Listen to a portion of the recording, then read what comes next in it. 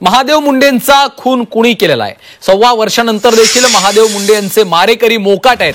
महादेव मुंडे हत्या प्रकरणामध्ये पोलिसांची देखील भूमिका संशयास्पद असल्याचं बोललं जात आहे। महादेव मुंडे हत्या प्रकरणामध्ये आज भाजपचे आमदार सुरेश धस यांनी बीडचे पोलीस अधीक्षक नवनीत कौवत यांची भेट घेतलेली आहे। महादेव मुंडेंच्या मारेकऱ्यांना 15 दिवसात अटक करा अशी मागणी देखील त्यांनी केली आहे। तर संतोष देशमुख हत्या प्रकरणी एसआयटीचे प्रमुख बसवराज तेली यांची ते सोमवारी भेट घेणार असल्याचं देखील त्यांनी सांगितलंय। तर या प्रकरणातल्या आरोपींना विदर्भातल्या तुरुंगात ठेवावं अशी मागणी देखील धस यांनी केलेली आहे।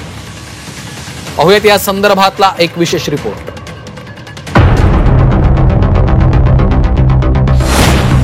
महादेव मुंडेंचा खून कुणी केला? 1.25 वर्षानंतरही महादेव यांचे मारेकरी मोकाट।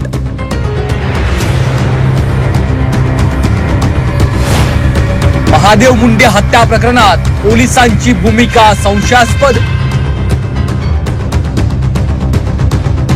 परळीच्या महादेव मुंडेंच्या हत्या प्रकरणात तपास करणारे पोलीसच आरोपीच्या पिंजऱ्यात उभे राहिलेत की काय अशी परिस्थिती निर्माण झाली आहे। महादेव मुंडेंच्या हत्येचा तपास गेल्या 1.25 वर्षात का झाला नाही असा सवाल भाजपचे आमदार सुरेश धस यांनी केला आहे। महादेव मुंडे यांचा खून झाला त्या काळात वाल्मिक कराडची मुलं श्री आणि सुशील कराड यांनी पोलीस अधिकारी रवींद्र सानप यांच्यासह इतर पोलीस अधिकारी आणि कर्मचाऱ्यांना सतत तब्बल 150 वेळा फोन केल्याचा आरोपही सुरेश धस यांनी केला आहे।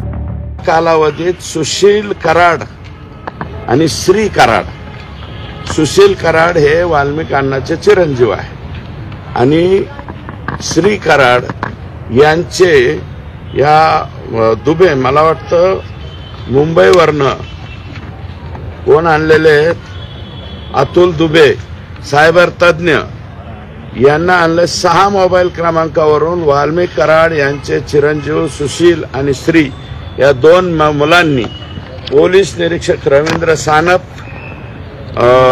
त्याच्यानंतर विष्णू फड, गोविंद भताने आणि भास्कर केंद्रे, परत हीच नावं काय या 6 मोबाईलला अर्धा पास सतत मला वाटतं 100 वेळा 150 वेळा मोबाईल केलेले। काही पोलीस अधिकाऱ्यांचे मोबाईल रेकॉर्ड तपासल्यावर महादेव मुंडेंचा खून कुणी केला हे आपोआप समोर येईल असा दावाही सुरेश धस यांनी केलाय। तुम्हाला सांगतो, भताने, संजय सचिन सानप, भास्कर केंद्रे हे ठराविकच नाव येत आहेत आणि हे फड एक कोणीतरी आहेत। हे सर्व कर्मचारी बघा तुम्ही, विष्णू फड, पोलीस कर्मचारी गोविंद भाताने, पोलीस कर्मचारी भास्कर केंद्रे, ह्या सर्व म्हणजे ह्या सगळ्या लोकांचे कॉल डिटेल जर चेक केले तर महादेव मुंडे यांचा खून कुणी केला हे 8 दिवसाच्या आत या ठिकाणी स्पष्ट होईल। सुरेश धस यांनी या संदर्भात पोलीस अधीक्षक नवनीत कौवत यांची भेट घेऊन महादेव मुंडेंच्या हत्येच्या फाईलवरील धूळ झटकून तपास करण्याची मागणी केली आहे। सुरेश धस यांनी मागणी केल्यानंतर महादेव मुंडेंच्या पत्नी ज्ञानेश्वरी मुंडेही पुढे आल्या। त्यांनी या प्रकरणाचा तपास सीआयडी आणि एसआयटीनं करावा अशी मागणी केली आहे।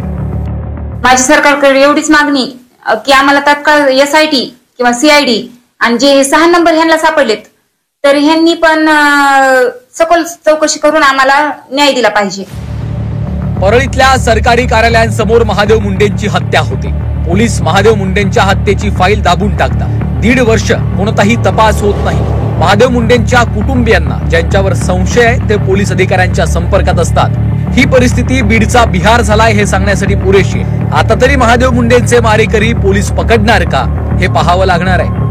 ज्ञानेश्वर पतंगे, झी 24 तास, बीड।